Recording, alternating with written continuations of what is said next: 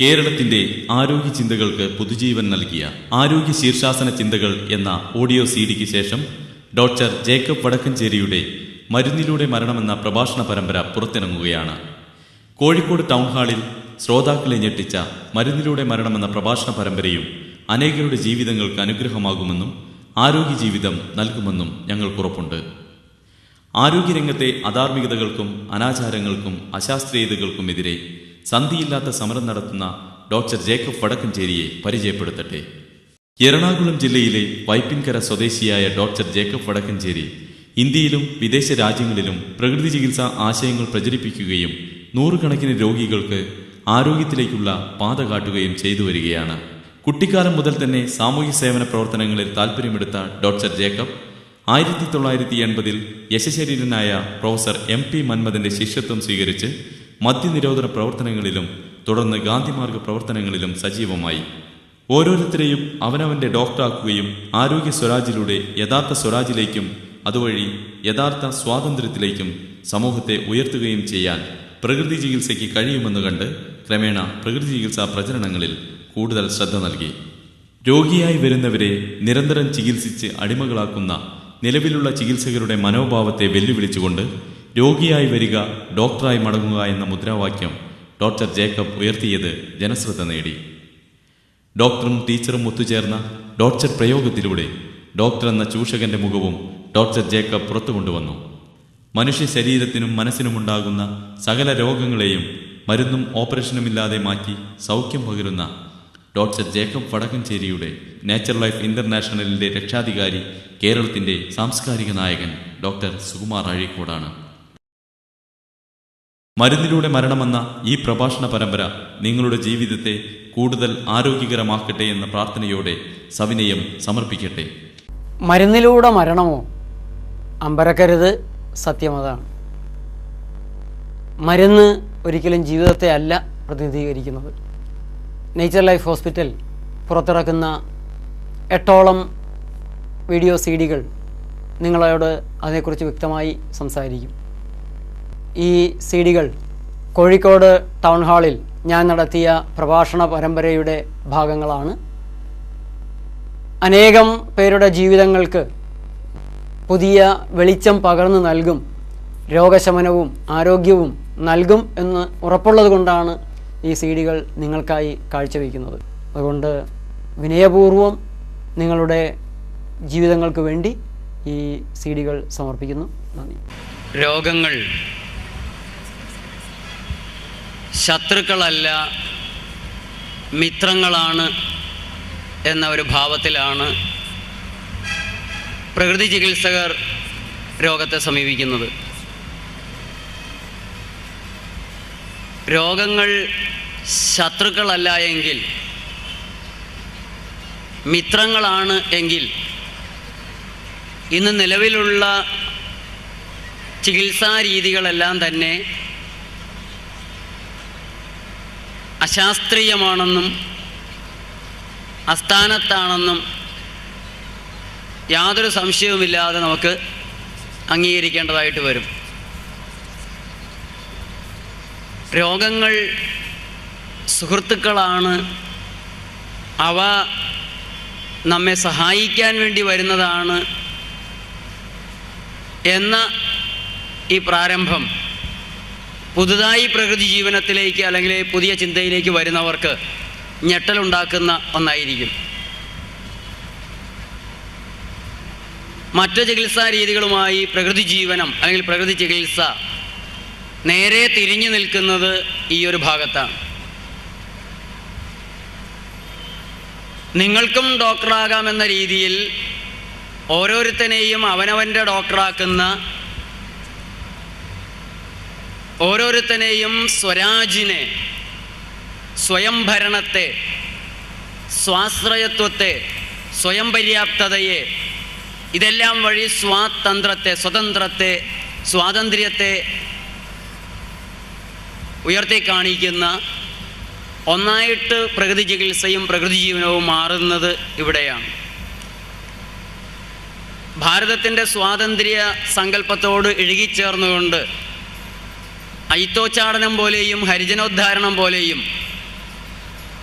സ്ത്രീകളുടെ വിമോചനം പോലെയും ഖാദി പ്രവർത്തനം പോലെയും ഒക്കെ തുല്യ പ്രാധാന്യത്തോടെ മുന്നോട്ട് വന്ന ഒന്നാണ് പ്രകൃതി ചികിത്സ എന്ന് നിങ്ങൾക്കറിയാം. മഹാത്മാഗാന്ധി ബ്രിട്ടീഷുകാരനോട് പൊരുതുന്ന അതേ പ്രാധാന്യം തന്നെയാണ് ഖാദിക്കും ഹരിജനോദ്ധാരണത്തിനും പ്രകൃതി ചികിത്സയ്ക്കുമെല്ലാം നൽകിയിരുന്നത്. മദ്യനിരോധനത്തിന് പോലും അദ്ദേഹം ഈ പ്രാധാന്യം നൽകിയിരുന്നു. പ്രകൃതി ചികിത്സ എന്ന് പറയുന്ന ഒരു സമയത്ത് രാഷ്ട്രീയമായി പ്രകൃതി ചികിത്സയ്ക്കുള്ള പ്രാധാന്യത്തെ കൂടെ മനസ്സിലാക്കിക്കൊണ്ട് മാത്രമേ നമുക്ക് മുന്നോട്ട് പോകാൻ സാധിക്കുകയുള്ളൂ. കമ്പോളവൽക്കരണത്തിൻ്റെതായ ആഗോളീകരണത്തിന് മുന്നിൽ എപ്രകാരമാണോ ബ്രിട്ടീഷ് അധിനിവേശത്തിനെതിരെ മഹാത്മാഗാന്ധി സ്വാതന്ത്ര്യ സമരം നയിച്ചത്, ആ സ്വാതന്ത്ര്യ സമരത്തിൽ എപ്രകാരമാണോ ഖാദിയും ഐത്തോച്ചാടനവും മദ്യനിരോധനവും പ്രകൃതി ചികിത്സയും പ്രധാനപ്പെട്ടതായിരുന്നത്, അതേ ഒരു പ്രാധാന്യം, ഒരുപക്ഷെ അതിൽ കൂടിയ പ്രാധാന്യമാണ് ഇന്ന് ലോകവ്യാപകമായി പ്രകൃതി ചികിത്സയ്ക്ക് വന്നിട്ടുള്ളത്. അധിനിവേശത്തിൻ്റെ വൈദ്യമായ, ആഗോളവൽക്കരണത്തിൻ്റെ വൈദ്യമായ ഒരു പ്രദേശത്തെ ജനങ്ങളുടെ ചിന്താധാരയെ തന്നെ ആഗോളവൽക്കരണത്തിന് അനുയുക്തമായ രീതിയിൽ പരുവപ്പെടുത്തിയെടുക്കാൻ, ആഗോളവൽക്കരണത്തിന് അനുകൂലമായി ചിന്തിക്കുന്ന ജനങ്ങളെ ആഗോളവൽക്കരണത്തിന് അനുകൂലമായ ശാരീരിക മാനസികമായ ഭാവങ്ങളിലേക്ക് ഒഴുകിയെത്തുന്ന വിധത്തിൽ ജനതകളെ കണ്ടീഷൻ ചെയ്തെടുക്കാൻ ഉള്ള ചികിത്സയായിട്ടാണ് വാസ്തവത്തിൽ ഇന്ന് ലോകമൊട്ടാകെ അലോപ്പതി ഉപയോഗിക്കപ്പെടുന്നത് കഴിഞ്ഞ ഏതാണ്ട് 50 വർഷങ്ങളായിട്ട്. ആഗോളവൽക്കരണം എന്നുള്ളത് ഇന്നു മാത്രം ആരംഭിച്ച ഒരു പ്രതിഭാസമല്ല എന്ന് നിങ്ങൾക്കറിയാം. കഴിഞ്ഞ 50-ലധികം വർഷങ്ങളായി അതിസൂക്ഷ്മമായ പ്ലാനിങ്ങിൽ, ശാസ്ത്രീയമായ മനഃശാസ്ത്രപരമായ നരവംശ പഠനത്തിൽ അധിഷ്ഠിതമായ പ്ലാനിങ്ങിലാണ് ഇന്ന് നാം കാണുന്ന ആഗോളവൽക്കരണം രൂപപ്പെട്ടിട്ടുള്ളത്. നമ്മെ സംബന്ധിച്ചിടത്തോളം ഇന്ന് മാത്രം നമ്മുടെ മുന്നിലേക്ക് എത്തിയിട്ടുള്ള ഒരു മുദ്രാവാക്യമായിരിക്കാം എങ്കിലും ഈ മുദ്രാവാക്യം ഉയർത്തിയിട്ടുള്ള ശക്തികൾക്ക് അനവധി വർഷങ്ങളിലെ പ്ലാനിങ്ങും കെണിയിൽ വീഴ്ത്തലുകളും ആണ് ആഗോളവൽക്കരണം.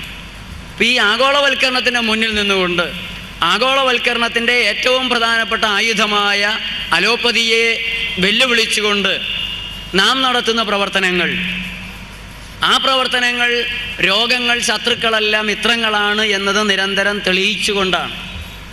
എറണാകുളത്തും ആലുവയിലും മണ്ണാർക്കാടും കോഴിക്കോടുമുള്ള നമ്മുടെ ചികിത്സാ കേന്ദ്രങ്ങളിൽ ഓരോ ദിവസവും അണുക്കളെ കൊല്ലാതെ രോഗം മാറ്റിയെടുക്കാൻ സാധിക്കും.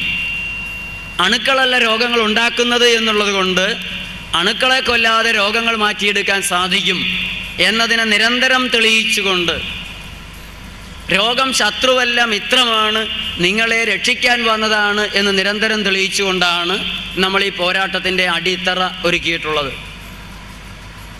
ഈ പോരാട്ടത്തിൽ, ആരോഗ്യരംഗത്ത് നാം നടത്തുന്ന പോരാട്ടത്തിൽ നമുക്ക് ഇന്ന് നിലവിലുള്ള പ്രസ്ഥാനങ്ങളെയോ നിലവിലുള്ള അധികാര ശക്തികളെയോ സമ്പദ് ശക്തികളെയോ മാധ്യമ ശക്തികളെയോ പ്രതീക്ഷിക്കാനില്ല എന്ന് നമുക്കറിയാം. ഈ പോരാട്ടത്തെ ഒറ്റപ്പെടുത്താനും ബലഹീനമാക്കാനും അധിക്ഷേപിക്കാനും കിട്ടുന്ന പഴുതുകളെല്ലാം ഉപയോഗിക്കുന്ന സംഘടിത ശക്തികളെയാണ് ചുറ്റും നമുക്ക് കാണാൻ സാധിക്കുന്നത്.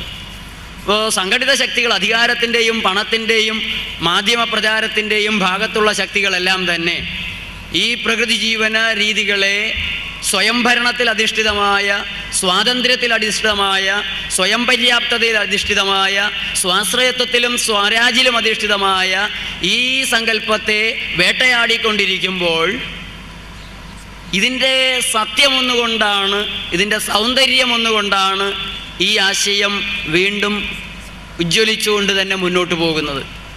ഇന്ന് ലോകം ഏറ്റവും കൂടുതലായി പ്രകൃതി ജീവനത്തെ വാരിപ്പുണരുന്നത് അത് ഓരോ വ്യക്തിക്കും നൽകുന്ന സുഖവും സന്തോഷവും ആരോഗ്യവും ഒന്നുകൊണ്ട് മാത്രമാണ്. നമ്മുടെ ഇന്നത്തെ വിഷയം എങ്ങനെയാണ് രോഗങ്ങൾ ഉണ്ടാകുന്നത്, എങ്ങനെയാണത് ശമിക്കുന്നത് എന്നതാണ്. നാളെയും ഈ വിഷയത്തിൻ്റെ ഞാൻ ഈ ആമുഖം പറഞ്ഞ ഭാഗത്തിൻ്റെ ചുവട് പിടിച്ചുകൊണ്ട് തന്നെയുള്ള വിഷയങ്ങളാണ് എന്നുള്ളത് കൊണ്ട് ഈ വിഷയത്തിലേക്ക് നമുക്കൊന്ന് കടന്നു വരാം.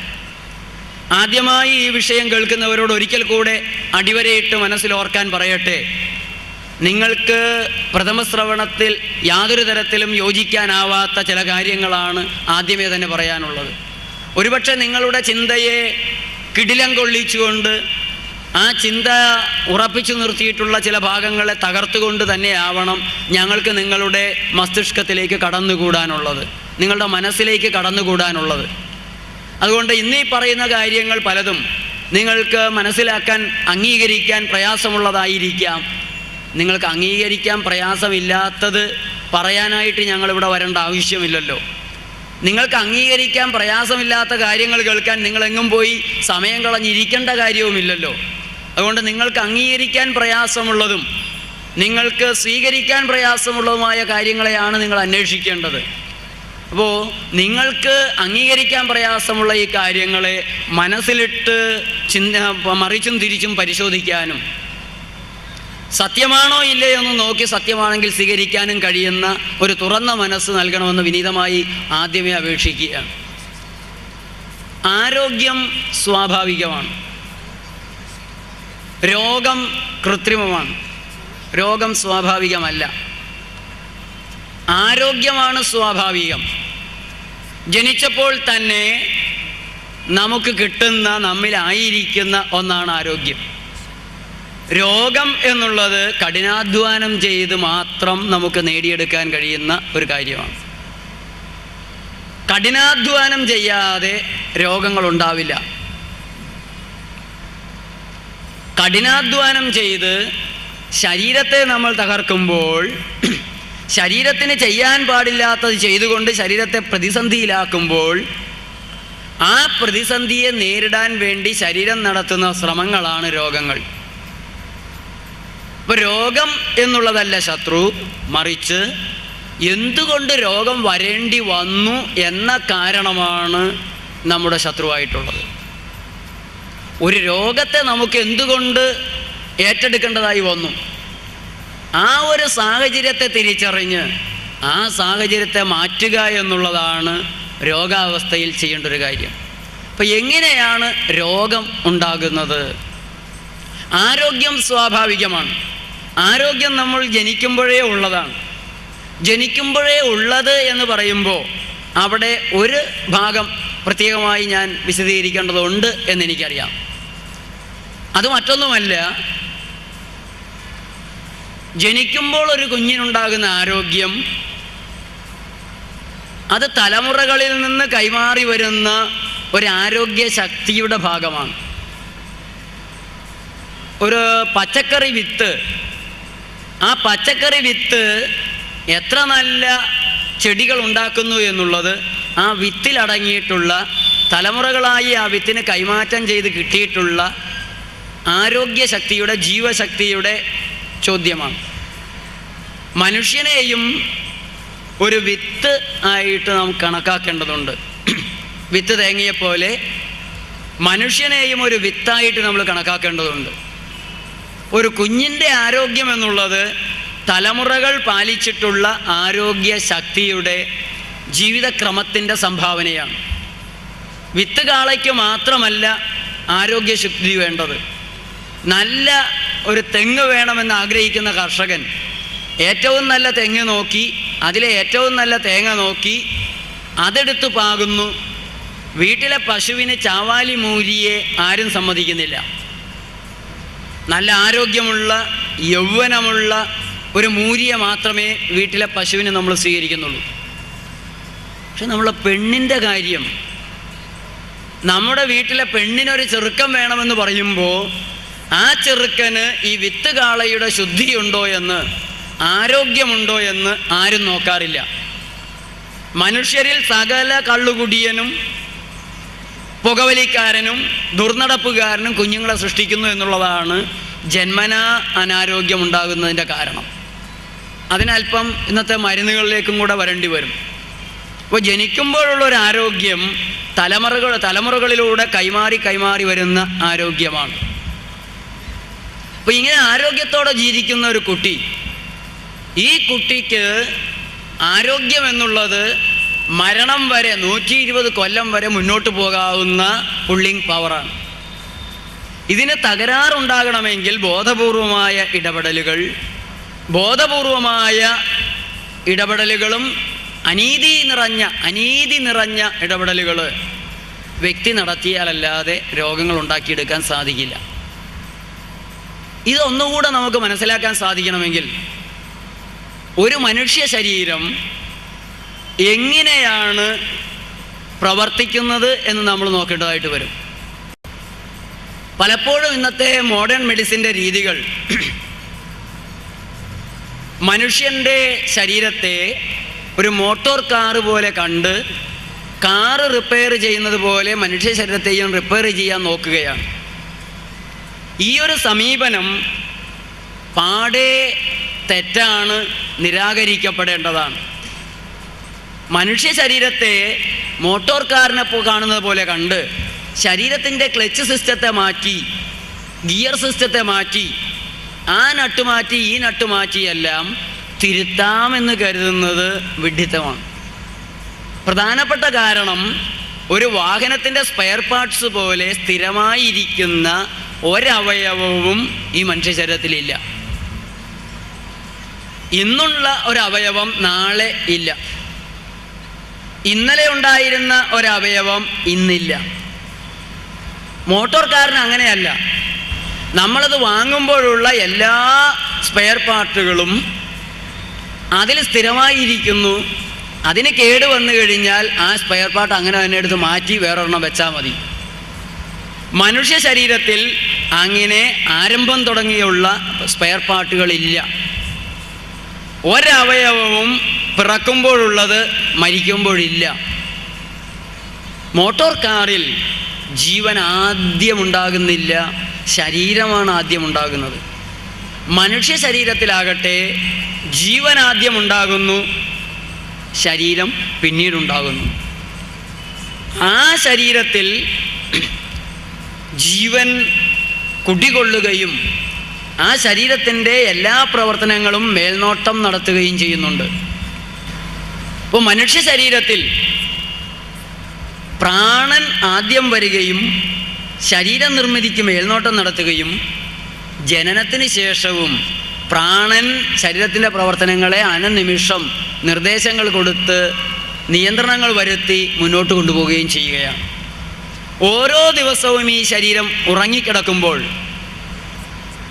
പ്രാണൻ ഉണർന്ന് അതാത് ദിവസത്തെ കേടുപാടുകൾ തിരുത്തി രാവിലെ ഓവർറോളിങ് കഴിഞ്ഞ ഒരു ശരീരമാക്കി തരുന്നുണ്ട്. നമ്മൾ ഉറങ്ങുന്നത് നമ്മുടെ ശരീരത്തിന് വേണ്ട തിരുത്തലുകൾ നടത്താനുള്ള സമയം കൊടുക്കാനാണ്, സാവകാശം കൊടുക്കാനാണ്. അപ്പോൾ നിരന്തരം കേടുപറ്റിയ കോശങ്ങളെ പിൻവലിക്കുകയും പുതിയ കോശങ്ങളെ നിർമ്മിച്ച് കേടുപാടുകൾ തീർത്ത് മുന്നോട്ട് കൊണ്ടുപോവുകയും ചെയ്യുന്ന ഒരു അസാധാരണ പ്രതിഭാസമാണ് മനുഷ്യ ശരീരം എന്നുള്ളത് കൊണ്ടാണ് ഇന്നലെ ഉണ്ടായിരുന്ന കോശങ്ങൾ ഇന്നുണ്ടാകുന്നില്ല എന്ന് പറഞ്ഞത്. ഈ ഒരു വ്യത്യാസം മറ്റ് ചികിത്സകളെ അപ്രസക്തങ്ങളാക്കുകയാണ്. ക്ഷണേ നവനവമായി മാറുന്നു എന്ന് പറയുന്ന മനുഷ്യ ശരീരത്തിൻ്റെ ഈ പ്രത്യേകത ഒരു ചികിത്സയ്ക്കും പിടികൊടുക്കാത്ത രീതിയിൽ ഈ ശരീരത്തെ പ്രത്യേകമായി മാറ്റി നിർത്തുന്നു. 6 മാസം കൂടുമ്പോൾ ഹൃദയത്തിലെ എല്ലാ കോശങ്ങളും പുതുതായി വരുന്നു, പുതിയ ഹൃദയമുണ്ടാകുന്നു. ഓരോ മാസവും നിങ്ങളുടെ ത്വക്ക് പുതിയ കോശങ്ങളാൽ പുതുക്കപ്പെടുന്നു. ആമാശയത്തിലെ ഭക്ഷണവുമായി ബന്ധപ്പെടുന്ന ഭാഗം ഓരോ 5 മിനിറ്റിലും മാറിക്കൊണ്ടേയിരിക്കുന്നു. ആമാശയത്തിൻ്റെ ഇന്നർ ലൈനിങ് ഓരോ ആഴ്ചയിലും പുതിയതാകുന്നു. ആമാശയം ഓരോ മാസവും പുതിയതാകുന്നു. നിങ്ങളുടെ രക്തത്തിലെ ചുവന്ന രക്താണുക്കൾ 120 ദിവസം കൂടുമ്പോൾ, ഓരോ 4 മാസം കൂടുമ്പോഴും പൂർണ്ണമായും പുതിയതാകുന്നു. പൂർണ്ണമായും പുതിയതാകുക എന്ന് പറയുമ്പോൾ എല്ലാം ഒരുമിച്ച് ചത്ത് പുതിയത് വരികയല്ല. ഓരോ 120 ദിവസത്തിലും പുതിയ പുതിയ കോശങ്ങൾ പഴയത് ചാകുന്നു, പുതിയതുണ്ടാകുന്നു. അപ്പം ഈ നിരന്തരമായ ജീവൻ്റെ നൃത്തമാണ് നമ്മുടെ ശരീരത്തിൽ നടക്കുന്നത്. അപ്പോൾ ഈ ശരീരത്തെ വളരെ പ്രത്യേകമായി നാം ഒന്ന് കണ്ടാൽ, ശരീരത്തെ തിരിഞ്ഞു നോക്കിയിട്ട് ഹൃദയമായിട്ടും കരളായിട്ടും കുടലായിട്ടും കണ്ടാൽ നാം ആപത്തിൽ വീഴും, നമുക്ക് ചതി പറ്റും. ശരീരത്തിനുള്ളിൽ ഹൃദയമില്ല, കുടലില്ല, കരളില്ല, വയറിൽ ആമാശയമില്ല. സത്യമായിട്ടുള്ളത് കോശങ്ങൾ മാത്രമാണ്, സെല്ലുകൾ. 100 ട്രില്യൺ കോശങ്ങളാണ് ഒരു മനുഷ്യ ശരീരത്തിലുള്ളത്. ഈ 100 ട്രില്യൺ കോശങ്ങളുടെയും ആവശ്യാനുസരണമുള്ള പ്രവർത്തനമാണ് ശരീരത്തിനുള്ളിലുള്ളത്. കുറേ കോശങ്ങൾ രക്തം പമ്പ് ചെയ്യാൻ പ്രവർത്തിക്കുന്നു, അത് ഹൃദയമായിരിക്കുന്നു. കുറേയേറെ കോശങ്ങൾ കരളായിട്ട് പ്രവർത്തിക്കുന്നു, കുറേ കോശങ്ങൾ അസ്ഥിയായി പ്രവർത്തിക്കുന്നു, കണ്ണായിട്ട് പോയി കുറേ കോശങ്ങൾ ഇരിക്കുന്നു. ആ കോശങ്ങൾ ഓരോ ഭാഗത്തും ചത്തുകൊണ്ടിരിക്കുന്നു, പുതിയ കോശങ്ങൾ ഉണ്ടായിക്കൊണ്ടിരിക്കുന്നു. ഈ റിപ്പയറിങ് ആൻഡ് ബിൽഡിംഗ് ഫെസിലിറ്റീസ്, നമ്മുടെ ശരീരത്തിലുള്ള കോശങ്ങൾ നിർമ്മിക്കുന്ന സംവിധാനം, ആ സംവിധാനത്തിനുള്ള തകരാറിലാണ് അവയവങ്ങളിലെ പ്ലേസ്മെൻറ്റ്. കോശങ്ങളെ വിട്ടുകൊടുത്ത് ഓരോ അവയവത്തിലേക്കും പുതിയ കോശങ്ങളെ വിട്ടുകൊടുക്കുന്ന സംവിധാനത്തിന് വരുന്ന തകരാറാണ് അവയവങ്ങളുടെ തകരാറായിട്ട് മാറുന്നത്, ക്ഷതങ്ങളായിട്ട് മാറുന്നത്. അപ്പോൾ മനുഷ്യ ശരീരത്തെ മോഡേൺ മെഡിസിൻ നമ്മളെ കാണിച്ചു തരുന്നത് പോലെ ഹൃദയമായിട്ടോ കരളായിട്ടോ ഒക്കെ കണ്ട് അതിനെ ഓരോരുത്തരെയും നന്നാക്കാൻ പോയാൽ നാം അപകടത്തിൽ ചാടുന്നതല്ലാതെ രക്ഷപ്പെടുന്നില്ല. വലിയ ഒരപാകതയാണ് ഈ ശരീരത്തിനുള്ളിലുള്ള അവയവങ്ങളെ ഒറ്റ യൂണിറ്റായിട്ടല്ലാതെ കാർഡിയോളജി സ്പെഷ്യലിസ്റ്റായിട്ടും യൂറോളജി സ്പെഷ്യലിസ്റ്റായിട്ടും നെഫ്രോളജി സ്പെഷ്യലിസ്റ്റായിട്ടുമൊക്കെ വീതം വെച്ച് കമ്പാർട്ട്മെൻ്റാക്കി കാണുമ്പോൾ സംഭവിക്കുന്നത്. ആത്യന്തികമായി ഇവയെല്ലാം ഒന്നാണ്, സെല്ലുകളാണ് എന്ന തിരിച്ചറിവിൽ ഈ നാനാവിധത്തിൽ കാണുന്നതിനെ ഏകമായി കണ്ട്, ഏകമായിരിക്കുന്ന ശരീരത്തിന് ഏകമേ രോഗമുള്ളൂ എന്നതിനാൽ ഏകമേ ചികിത്സയുള്ളൂ എന്ന് തിരിച്ചറിയാൻ പൂർണ്ണതയിൽ ഈ ശരീരത്തെ കാണുമ്പോഴേ നമുക്ക് സാധിക്കുകയുള്ളൂ. അപ്പോൾ ശരീരത്തിൻ്റെ പൂർണ്ണതയിൽ നിന്ന് അപൂർണമാക്കി ശരീരത്തെ കൊണ്ടുപോകുന്നിടത്താണ് ചികിത്സാ രീതികൾ വിജയിക്കുന്നത്, കച്ചവടം വിജയിക്കുന്നത്. അപ്പോൾ ശരീരത്തെ വീണ്ടും നമ്മൾ ഹോളിസ്റ്റിക്കായിട്ട് കാണുമ്പോൾ, ഹോളിസ്റ്റിക്കായി കാണുന്നതെന്ന് പറഞ്ഞാൽ ഇപ്പോൾ ചികിത്സകരെല്ലാം കൂടെ ഒരു മുറിയിലിരുന്നിട്ട് ഹോമിയോ, ആയുർവേദം, അലോപ്പതി, പ്രകൃതി, യുനാനി എല്ലാം കൂടെ ഒരു മുറിയിലിരുന്നിട്ട് എല്ലാവരും കൂടെ യോഗിയെ കാണുന്നതാണ് ഹോളിസ്റ്റിക് എന്ന് ഇപ്പോൾ പറയുന്നത്. അത് തെറ്റാണ്. ആ ഹോളിസ്റ്റിക് അപ്രോച്ചിനെയും കച്ചവടത്തിൻ്റെ ഭാഗത്തേക്ക് കൊണ്ടുവരുമ്പോഴാണ് ഈ വൈകല്യം ഉണ്ടാകുന്നത്. സത്യത്തിൽ ഹോളിസ്റ്റിക് അപ്രോച്ച് എന്ന് പറഞ്ഞാൽ ഒരു മനുഷ്യനെ ശരീരമായിട്ടും മനസ്സായിട്ടും ആത്മാവായിട്ടും സമൂഹമായിട്ടും കൂടെ കാണുന്ന ഒരു രീതിയാണ് ഹോളിസ്റ്റിക് അപ്രോച്ച്. ആ ഒരു ഹോളിസ്റ്റിക് അപ്രോച്ചിൽ ആ മനുഷ്യനെ, അവൻ്റെ ആരോഗ്യത്തെ, അവൻ്റെ രോഗത്തെ കാണുകയാണെങ്കിൽ മാത്രമാണ് ആരോഗ്യ സങ്കല്പങ്ങൾ നേരാംവണ്ണം വരാൻ ഇടയാക്കാൻ കഴിയുക. അപ്പോൾ ഒരു മനുഷ്യ ശരീരം രോഗത്തിലേക്ക് വീഴുന്നത് ഈ കോശങ്ങളുടെ പ്ലേസ്മെൻറ്റിൽ, കോശങ്ങളെ പറഞ്ഞയക്കുന്ന സെൽ സിഗ്നലിംഗ് സിസ്റ്റത്തിൽ, സെൽ പ്രൊഡക്ഷൻ സിസ്റ്റത്തിൽ വരുന്ന അപാകതകളിൽ നിന്നാണ്.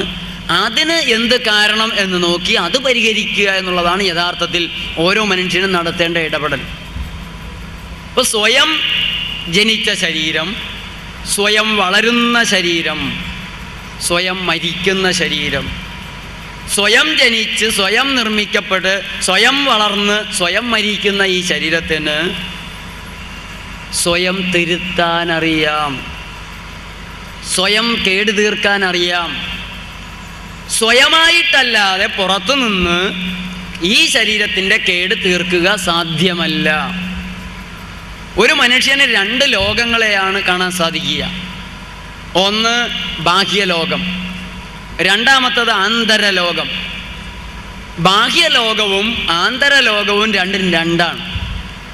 ആന്തരലോകം ആ മനുഷ്യൻ്റെ നിയന്ത്രണങ്ങളിൽ ഒതുങ്ങാതെ, ആ മനുഷ്യൻ്റെ ഇഷ്ടാനിഷ്ടങ്ങളെ മാനിക്കാതെ പ്രാപഞ്ചികമായ നിയമത്തെ, ദൈവികമായൊരു നിയമത്തെ മാനിച്ചുകൊണ്ട് പ്രവർത്തിക്കുന്ന ഒന്നാണ്. നിങ്ങളുടെ ഹൃദയം നിങ്ങളോട് പ്രവർത്തിക്കുന്നത് നിങ്ങളോട് ചോദിച്ചിട്ടല്ല. നിങ്ങളുടെ കരള് നിങ്ങളുടെ അനുവാദമോ അഭിപ്രായത്തിനോ കാത്തു നിൽക്കുന്നില്ല. അവ സൃഷ്ടാവിൻ്റെ, പ്രപഞ്ചത്തിൻ്റെ താളമനുസരിച്ച്, നിർദ്ദേശമനുസരിച്ച് ആ നിയമത്തെ മാത്രം പിന്തുടർന്ന് പ്രവർത്തിക്കുന്നു. ഈ പ്രവർത്തനം കൊണ്ട് കിട്ടുന്ന എന്താണോ അതിൻ്റെ ആകത്തുക, അതിനെ നിങ്ങൾക്ക് ഇന്ദ്രിയങ്ങളിലേക്ക് നൽകി ഇന്ദ്രിയങ്ങളെ നിങ്ങളുടെ ഇഷ്ടമനുസരിച്ച് ചലിപ്പിക്കാൻ സാധിക്കും. നിങ്ങളുടെ കൈ നിങ്ങളുടെ കീഴിലാണ്, നിങ്ങളുടെ കണ്ണ് നിങ്ങളുടെ കീഴിലാണ്. ഇവിടെയല്ലാതെ ആന്തരിക ലോകത്തിൽ നിങ്ങൾക്ക് യാതൊരു കാര്യവുമില്ല. യാതൊരു കാരണവശാലും ഇതിനകത്തേക്ക് കൈയിട്ട് റിപ്പയർ ചെയ്യാൻ നോക്കരുത്. TV സ്ക്രീനിൽ നിങ്ങൾക്ക് കളി കണ്ട് ആസ്വദിക്കാം. കുറച്ചുകൂടെ നന്നായിട്ട് കളി കാണാൻ സ്ക്രീൻ തല്ലിപ്പൊട്ടിച്ച് തലയകത്തിട്ട് നോക്കരുത് എന്നർത്ഥം. ഈ ആന്തരാവയവങ്ങളെ നന്നാക്കാനായിട്ട് ഇതിൻ്റെ മാനുവൽ സൃഷ്ടാവ് നിങ്ങൾക്ക് തന്നിട്ടില്ല, ഹാൻഡ് ഓവർ ചെയ്തിട്ടില്ല. ഇതിൻ്റെ പേറ്റന്റ് റൈറ്റ് ആർക്കും തന്നിട്ടില്ല. അതുകൊണ്ട് യാതൊരു കാരണവശാലും ഈ ആന്തരിക ലോകത്തേക്ക് കടന്നു കയറാനുള്ള അനുവാദം മനുഷ്യനില്ല. പിന്നെ എന്താണ് ചെയ്യാൻ കഴിയുക? നിങ്ങൾക്കാകെ ചെയ്യാൻ കഴിയുന്നത് 3 കാര്യങ്ങളാണ്, പ്ലസ് 2 കാര്യങ്ങൾ, അങ്ങനെ 5 കാര്യങ്ങൾ. ഇൻപുട്ട് ശരിയാക്കുക. ഇൻപുട്ട് ശരിയായാൽ ഔട്ട്പുട്ട് അവർ തന്നെ ശരിയാക്കിക്കൊള്ളും. അപ്പോൾ എങ്ങനെയാണ് ഇൻപുട്ട് ശരിയാക്കുക? എന്താണ് ഈ ഇൻപുട്ട്? ഇപ്പോൾ ഒരു മനുഷ്യ ശരീരം സൃഷ്ടിക്കപ്പെട്ടിരിക്കുന്നത് നിലനിൽക്കുന്നതിനു വേണ്ടി, വളരുന്നതിനു വേണ്ടി എന്തെല്ലാം വേണ്ട രീതിയിലാണ്. ഒരു മനുഷ്യ ശരീരത്തിന് നിലനിൽക്കാൻ, വളരാൻ വേണ്ടതായിട്ടുള്ളത് ശുദ്ധവായു, ഭക്ഷണം. ശുദ്ധവായു, ശുദ്ധജലം, ഭക്ഷണം. ഈ 3 കാര്യങ്ങൾ ശരിക്കും നിങ്ങൾ നൽകുകയാണെങ്കിൽ നിങ്ങളുടെ ശരീരം ശരിയായ രീതിയിൽ പ്രവർത്തിക്കുന്നു. ഈ 3 കാര്യങ്ങളിലുള്ള തകരാറുകൾ ശരീരത്തെയും തകരാറിലാക്കുന്നു. അതിൻ്റെ റിഫ്ലക്ഷനാണ് നിങ്ങൾക്കുണ്ടാകുന്ന പ്രതിസന്ധികൾ. ഈ മൂക്കിലൂടെയും വായയിലൂടെയും അല്ലാതെ ഈ ശരീരത്തെ തകർത്തെടുക്കാൻ നമുക്ക് സാധിക്കില്ല.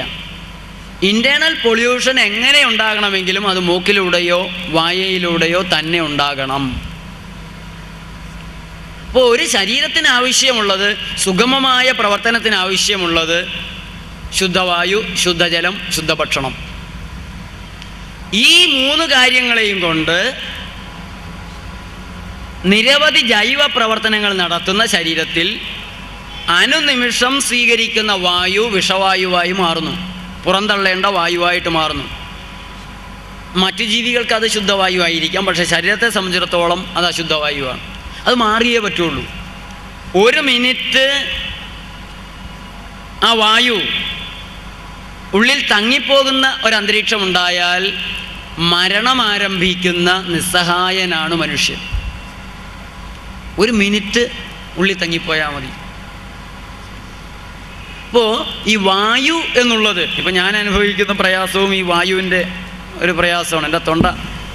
ശുദ്ധവായു ഒരു ശരീരത്തിൻ്റെ ശുദ്ധി, ഒരു ശരീരത്തിൻ്റെ ബലം, ശരീരത്തിൻ്റെ ഉത്സാഹം, ഉന്മേഷം, ഉണർവ്, ഓജസ്, തേജസ് എത്രത്തോളം നന്നായിട്ട് ശ്വസിക്കുന്നു, ശ്വസിക്കുമ്പോൾ കിട്ടുന്നത് എത്രത്തോളം നല്ല വായുവാണ് എന്നതിനെ ആസ്പദമാക്കിയിട്ടാണ്. അപ്പോൾ ശരിയായി ശ്വസിക്കുന്ന ഒരു ശരീരത്തിന് ഉണ്ടാകുന്ന വ്യത്യാസം ഭയങ്കരമാണ്. അതേക്കൊന്നും ഡീറ്റെയിൽ കടക്കാനായിട്ട് നമുക്കിന്ന് നേരമില്ല. രാവിലത്തെ ക്ലാസ്സിൽ ഞാൻ കുറേ അത് വിവരിച്ചു. നാളെ രാവിലെയുള്ള ക്ലാസ്സുകളിൽ നമുക്ക് ആ ക്ലാസ്സുകളിൽ ഈ കാര്യങ്ങൾ കൂടുതൽ നമുക്ക് വിശദീകരിക്കാൻ സാധിക്കും.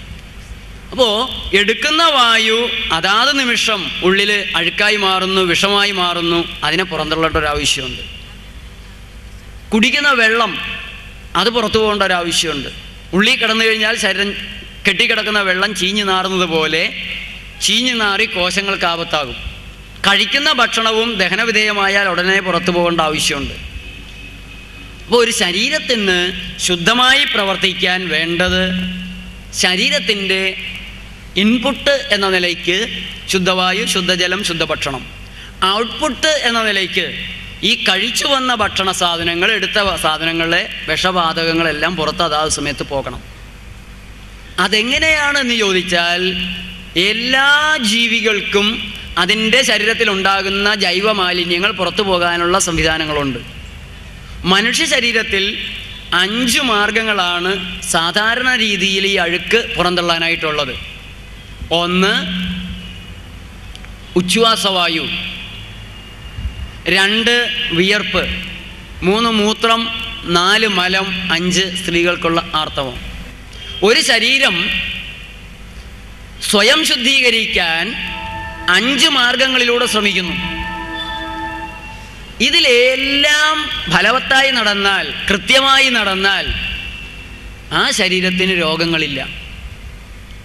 ശരിയായി ശ്വസിക്കുകയും ഉച്ഛ്വസിക്കുകയും നന്നായി വിയർക്കുകയും ശരിയായി മൂത്രമൊഴിക്കുകയും ശരിയായി ശോധന ചെയ്യുകയും ചെയ്യുന്ന ഒരു ശരീരവും, ആർത്തവം കൂടെ ശരിക്കുള്ള ഒരു ശരീരവും രോഗിയാകുന്നില്ല.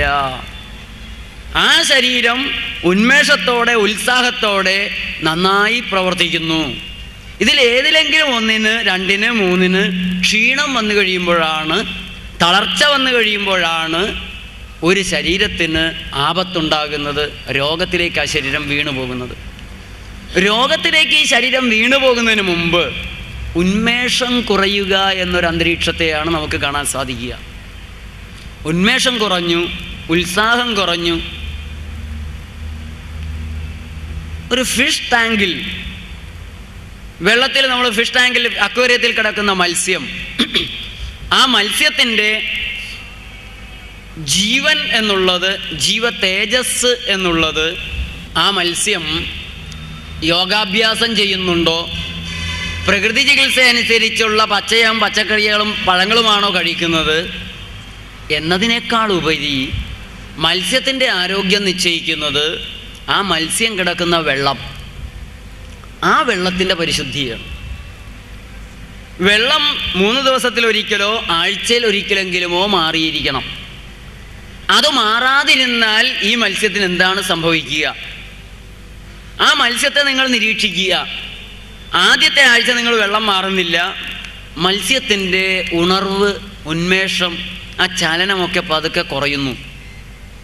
എന്നിട്ടും നിങ്ങൾ വെള്ളം മാറുന്നില്ല. കുറച്ചുകൂടെ കഴിയുമ്പോൾ ഈ മത്സ്യം പതുക്കെ തളർന്ന് അവശതയായി, ചലിച്ചാൽ തന്നെ കള്ളുടിയന്മാർ ചലിക്കുന്ന പോലെ ഒരു മന്ദിച്ചുള്ള. എന്നിട്ടും വെള്ളം മാറാതിരുന്നാൽ പതുക്കെ മത്സ്യം ബോധം കെട്ട്, ഇതൊക്കെ തുറന്നാൽ പതുക്കെ മത്സ്യം ബോധം കെട്ട് മന്ദിച്ച് ബോധം കെട്ട് വീഴുന്നു, മരിക്കുന്നു. ഇതാണ് നമ്മുടെ നാട്ടിലെ ധാരാളം മനുഷ്യർക്ക് ഇന്ന് സംഭവിച്ചുകൊണ്ടിരിക്കുന്നത്. ഈ കുഴഞ്ഞു വീണു മരണങ്ങൾ, ആ മനുഷ്യൻ്റെ ജീവിതഗതിയെ കുറച്ച് പുറകോട്ട് നമ്മളൊന്ന് കണ്ടു നിൽക്കുകയാണെങ്കിൽ, കുറച്ച് നാളായി ഈ മനുഷ്യൻ ചായ കുടിച്ചാൽ മാത്രം ഉന്മേഷം, ചായ കുടിച്ചില്ലെങ്കിൽ മന്നിപ്പ്, സ്വഭാവം അങ്ങനെയായിപ്പോയി. ചായ ചെല്ലുമ്പോൾ ഒരു ഉന്മേഷം, ഉത്സാഹം. കിടക്കപ്പായെന്ന് എണീക്കണമെങ്കിൽ ചായ കിട്ടണം. മീൻ മന്നിച്ചു തുടങ്ങി, ബോധം കിടന്ന ഒരു വക്കിലേക്ക് എത്തിത്തുടങ്ങിയതിൻ്റെ സൂചനയാണ്. അപ്പോൾ ശരീരം അഴുക്ക് കെട്ടിക്കഴിയുന്ന ഒരു മനുഷ്യനാണ് കാലത്തെ എഴുന്നേക്കാൻ ഉന്മേഷമില്ല. ചായ ഒന്ന് കിട്ടിയാൽ ഉന്മേഷമുണ്ട്, എന്തെങ്കിലും മരുന്ന് കിട്ടിയാൽ ഉന്മേഷമുണ്ട്. ആ ഒരു രീതിയിലേക്ക് തകർന്നു പോകുന്നത്. അതിൻ്റെ ഒരു എത്തിച്ചേരലാണ് രോഗങ്ങൾ വന്ന് കുഴഞ്ഞു വീഴുന്നതും ഒറ്റ പൊട്ടിന് കരൾ പൊട്ടിയോ ചങ്ക് പൊട്ടിയോ ആൾ മരിക്കുന്നതും. അപ്പോൾ ഈ അഴുക്ക് ശരീരത്തിൽ നിന്ന് നിരന്തരം പുറന്തള്ളപ്പെടുക, അഴുക്ക് കെട്ടിപ്പോകുന്ന ഒരു ശരീരമാണ് ഉന്മേഷം നശിഞ്ഞ് ആപത്തിലേക്ക് പതുക്കെ നീങ്ങുന്നത്.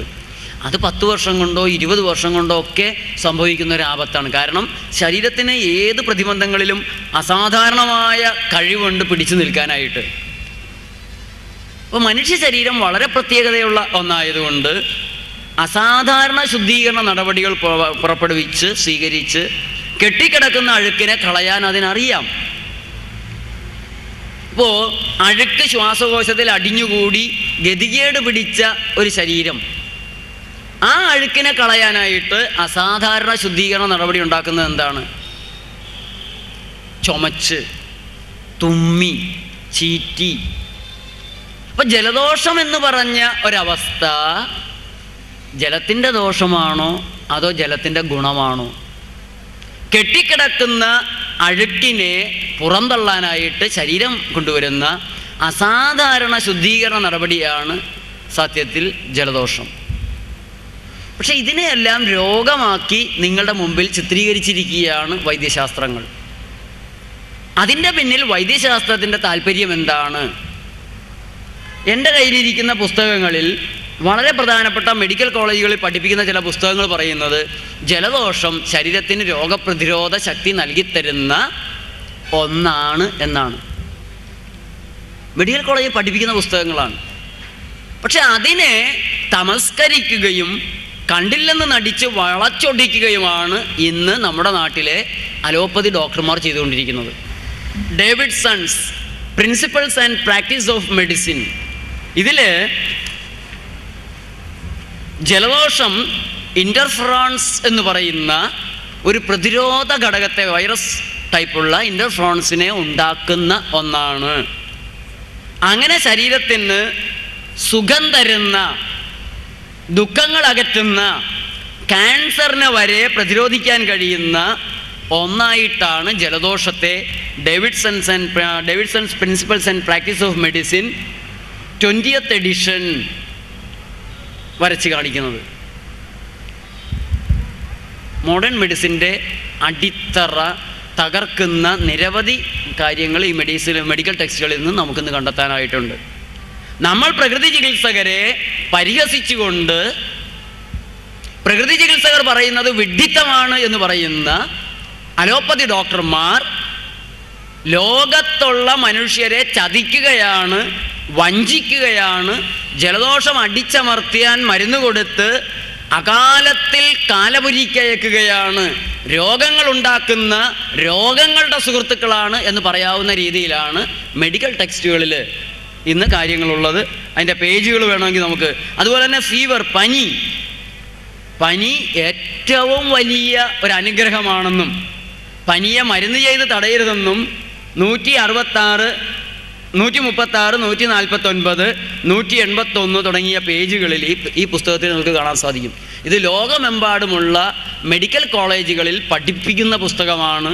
എന്തുകൊണ്ടാണ് പഠനം അങ്ങനെയും തിയറി അങ്ങനെയും പ്രാക്ടീസ് ഇങ്ങനെയുമായിരിക്കുന്നത് എന്നാണ് നിങ്ങൾ ഓരോരുത്തരും ഡോക്ടർമാരോട് ചോദിക്കേണ്ട ഒരു ചോദ്യം. അപ്പോൾ ഒരു മനുഷ്യ ശരീരത്തിന് സ്വയം ശുദ്ധീകരിക്കപ്പെടാൻ സാധാരണ രീതിയിൽ 5 മാർഗങ്ങളുണ്ട്. അസാധാരണ രീതിയിൽ 4 മാർഗങ്ങളുണ്ട്. ജലദോഷം, അഴുക്കുള്ളിൽ ചെന്നാൽ ഛർദ്ദിപ്പിച്ച് കളഞ്ഞ് ശരീരത്തെ ശുദ്ധിയാക്കൽ, വലിയ വിഷാംശമല്ല എങ്കിൽ ഛർദ്ദിപ്പിക്കാനുള്ള പ്രയാസം കൊണ്ട് അടിച്ച് കഴുകി വയറിളക്കമായിട്ട് പുറന്തള്ളൽ, ഓരോ കോശങ്ങളിലും വ്യാപിച്ചു പോയിട്ടുള്ള അഴുക്കിനെ കത്തിച്ച് കളയാൻ ശരീരത്തിന് ഇഷ്ടമില്ലാത്ത ഏതെങ്കിലും അണുക്കൾ കടന്നു കഴിഞ്ഞാൽ ചൂട് കൂട്ടിക്കൊടുത്ത് അതിനെ കൊന്നെടുക്കാൻ പനി. ഇങ്ങനെ 4 അസാധാരണ ശുദ്ധീകരണ മാർഗങ്ങളും മനുഷ്യ ശരീരത്തിനുണ്ട്. അപ്പോൾ സാധാരണ ശുദ്ധീകരണ മാർഗങ്ങൾ കൃത്യമായി നടന്നു പോകുന്ന ഒരു ശരീരത്തിന് രോഗം ഉണ്ടാവില്ല. ഇനി അഥവാ സാധാരണ ശുദ്ധീകരണ മാർഗങ്ങളൊന്ന് പരാജയപ്പെട്ട് ഒന്ന് ക്ഷീണിച്ച് ശരീരത്തിൽ മാലിന്യങ്ങൾ കുന്നുകൂടുകയാണെങ്കിൽ അതിനെ അസാധാരണ ശുദ്ധീകരണ നടപടിയാക്കി അടിച്ചു പുറന്തള്ളാനുള്ള പനിയും ജലദോഷവും വയറിളക്കവും ഛർദിയും ഇതെല്ലാം ശരീരത്തിനറിയാം. ഇതിനെയാണ് ചികിത്സിച്ച് മാറ്റിത്തരുന്നത്. ഇത് അനുവദിക്കാതെ ശരീരത്തിൽ തടഞ്ഞു വയ്ക്കുന്ന പക്ഷം, ജലദോഷം തടഞ്ഞു വയ്ക്കുന്ന പക്ഷം നമുക്കുണ്ടാകുന്ന രോഗങ്ങൾ ഒന്നിനെയും അലോപ്പതി ഡോക്ടർമാർക്ക് മാറ്റിത്തരാൻ സാധിക്കുന്നില്ല. പനിയെ അവർക്ക് മാറ്റിത്തരാൻ സാധിക്കും. പക്ഷെ പനിയെ അവർ പിൻവലിപ്പിക്കുന്നത് കൊണ്ട്, തടയുന്നത് കൊണ്ട് പിന്നീടുണ്ടാകുന്ന ഒരു രോഗത്തെയും അലോപ്പതി ഡോക്ടർമാർക്ക് മരുന്നുകൾക്ക് ചികിത്സിച്ച് മാറ്റിത്തരാൻ സാധിക്കുന്നില്ല.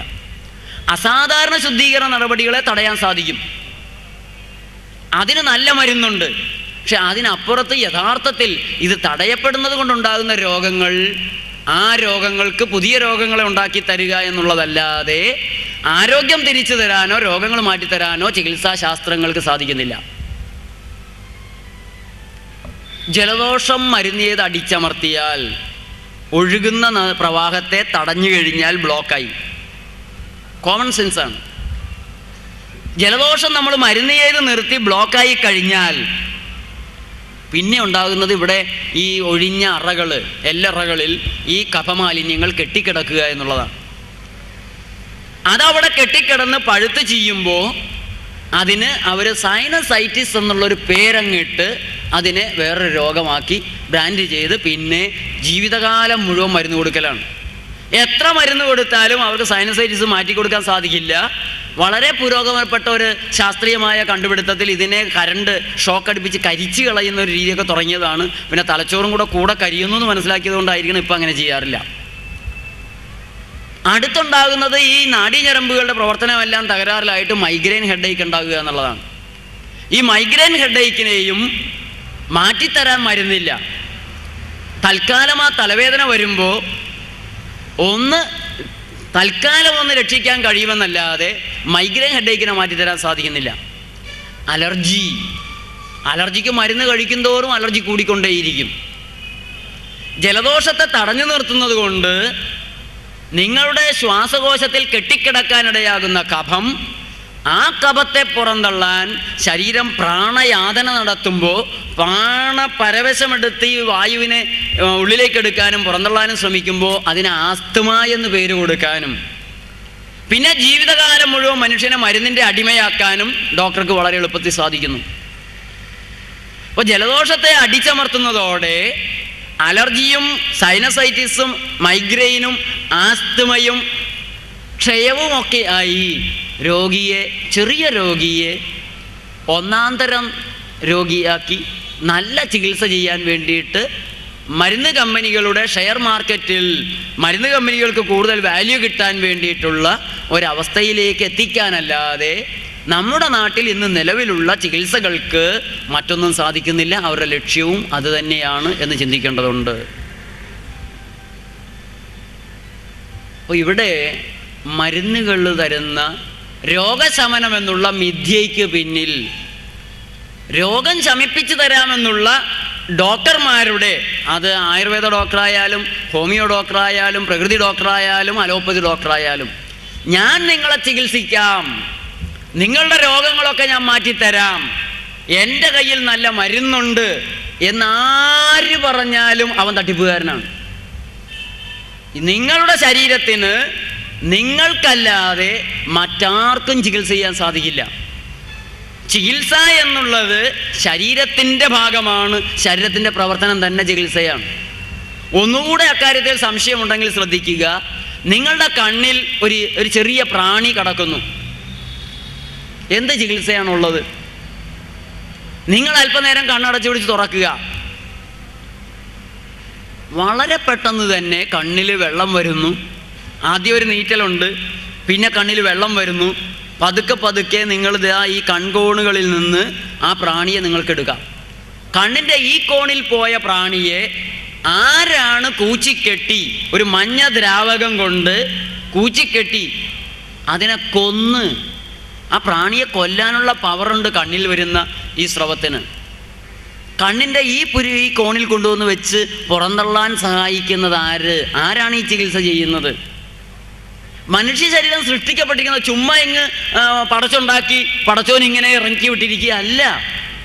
അതിൻ്റെ ഓരോ അവയവത്തിനും ആ അവയവത്തിന് പ്രതീക്ഷിക്കാവുന്ന, ന്യായമായും പ്രതീക്ഷിക്കാവുന്ന തകരാറുകൾ പരിഹരിക്കാനുള്ള സംവിധാനങ്ങൾ കൊടുത്തിട്ടുണ്ട്. നിങ്ങൾ രാത്രി കിടന്നുറങ്ങുമ്പോൾ വാതിലടയ്ക്കാണ്ടാണല്ലോ കിടന്നുറങ്ങുക. വാതിലും അടക്കില്ല, ചിലർ ഗേറ്റും അടക്കില്ല. ആന്ന് പറഞ്ഞ് പിടിച്ചിട്ട് കൂർക്കവും വലിച്ച് കിടന്നുറങ്ങും. വാതിലും തുറന്നിരിക്കുകയാണ്, ഗേറ്റും തുറന്നിരിക്കുകയാണ്. പക്ഷേ ആനയോ കുതിരയോ ഒന്നും ഈ വഴി കയറി അകത്തേക്ക് പോകുന്നില്ലല്ലോ. എന്താ പോവാത്തെ? ഈ വായു നിങ്ങൾ എടുക്കുമ്പോൾ ആ തണുപ്പ് നിങ്ങളുടെ അകത്ത് ചെല്ലുമ്പോഴില്ല. ഈ ഒരു ചാൺ വായു സഞ്ചരിക്കുന്നതിനുള്ളിൽ ഊട്ടിയിലെ തണുത്ത വായു നിങ്ങൾ ശ്വസിച്ചാലും അത് ചൂടുവായുവായിട്ടാണ് ശ്വാസകോശത്തിൽ ചെല്ലുന്നത്. നല്ല ചൂടുള്ള മരുഭൂമിയിലെ വായു നിങ്ങൾ ശ്വസിച്ചാലും അതിനെ ഒരുവിധം തണുപ്പിച്ചാണ് ശരീരത്തിൻ്റെ ഊഷ്മാവിലേക്ക് മാറ്റിയിട്ടാണ് ശ്വാസകോശത്തിലേക്ക് എത്തിക്കുന്നത്.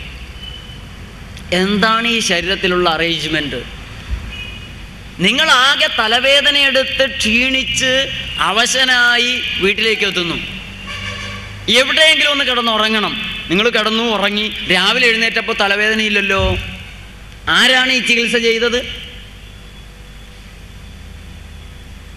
നിങ്ങളൊന്ന് ഛർദ്ദിച്ചു കഴിഞ്ഞപ്പോൾ തലയുടെ ഭാരമൊക്കെ കുറഞ്ഞു. അപ്പോൾ തലയ്ക്ക് ഭാരം വന്നത് എന്തിനാ?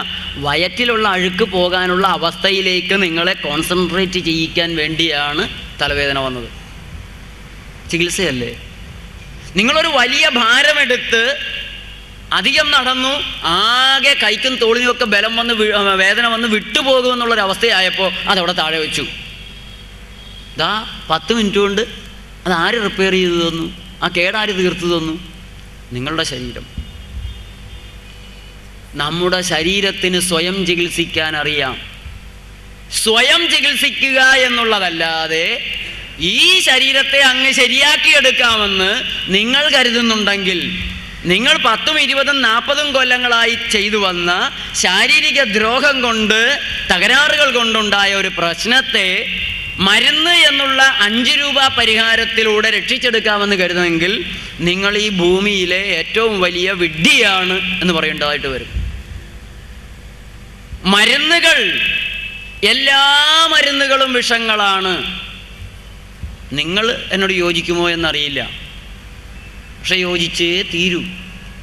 എല്ലാ മരുന്നുകളും വിഷങ്ങളാണ്. അതുകൊണ്ട് തന്നെ എല്ലാ മരുന്നുകളും ശരീരത്തിൽ ദോഷങ്ങളുണ്ടാക്കും. നന്മ ഉണ്ടാക്കുമെന്നാണ് നിങ്ങൾ പറയുക. നിങ്ങൾ എന്നോട് യോജിച്ചില്ല എങ്കിലും മെഡിക്കൽ കോളേജിൽ പഠിപ്പിക്കുന്ന പുസ്തകങ്ങൾ, മെഡിക്കൽ കോളേജിൽ ചേരുന്ന കുട്ടികളെ ആദ്യം പഠിപ്പിക്കുന്നത് ഇതാണ്. ഞാൻ ആ കാര്യമാണ് പറയുന്നത്, ഞാൻ ഉണ്ടാക്കി പറയുന്നതല്ല. എല്ലാ മരുന്നുകളും വിഷങ്ങളാണ്, എല്ലാ മരുന്നുകൾക്കും ദോഷങ്ങളുണ്ട്. അതുകൊണ്ട് 5 കൊല്ലം മെഡിക്കൽ കോളേജിൽ പഠിപ്പിക്കാൻ ശ്രമിക്കുന്നത് ഈ വിഷത്തെ, ശരീരത്തിൽ ദോഷമുണ്ടാക്കുന്ന വിഷത്തെ ദോഷമുണ്ടാക്കുന്നു എന്ന് അംഗീകരിച്ചുകൊണ്ട് തന്നെ ആ ദോഷത്തെക്കാൾ കൂടുതൽ മെച്ചം കിട്ടുമെങ്കിൽ ഉപയോഗിക്കാമല്ലോ. ഈ ഒരു പരിശ്രമമാണ് മെഡിക്കൽ കോളേജുകളിൽ നടത്തിക്കൊണ്ടിരിക്കുന്നത്. ജൈവ ശരീരത്തിലേക്ക് വിഷങ്ങളെ കടത്തിവിട്ട് ആരോഗ്യമുണ്ടാക്കാൻ സാധിക്കുമോ എന്നുള്ളൊരു ചോദ്യം നിങ്ങൾ നിങ്ങളുടെ മനസ്സിൽ ചോദിക്കുക. അടുത്ത ദിവസങ്ങളിൽ ആ വിഷയം വരുന്നുണ്ട്. അപ്പോൾ നമ്മുടെ ശരീരത്തിൽ ചികിത്സ എന്നുള്ളത് ശരീരത്തിന് മാത്രമേ സാധിക്കൂ. അപ്പോൾ എന്താണ് രോഗം? രോഗം നമ്മുടെ ചികിത്സകർ പറയുന്നത് പോലെ അടിച്ചമർത്തേണ്ട ഒരു സാധനമല്ല, മറിച്ച് രോഗത്തെ നാം ശക്തിപ്പെടുത്തണം, രോഗത്തെ വിജയിപ്പിക്കണം. രോഗം നമ്മുടെ ശരീരത്തിനായതുകൊണ്ട്, നമുക്കായതുകൊണ്ട്, നമ്മിലായതുകൊണ്ട് രോഗത്തെ കൊല്ലാൻ, രോഗാണു എന്ന് പറഞ്ഞിട്ട് അതിനെ കൊല്ലാനുള്ള കീടനാശിനികൾ, ഈ സസ്യത്തിന് രോഗം വരുമ്പോൾ അതിനുപയോഗിക്കുന്ന ഇംഗ്ലീഷ് മരുന്നാണ് കീടനാശിനി. മനുഷ്യന് രോഗം വരുമ്പോൾ മനുഷ്യ ശരീരത്തിൽ വരുന്ന അണുവിനെ കൊല്ലാനാണ് ഇംഗ്ലീഷ് മരുന്ന്.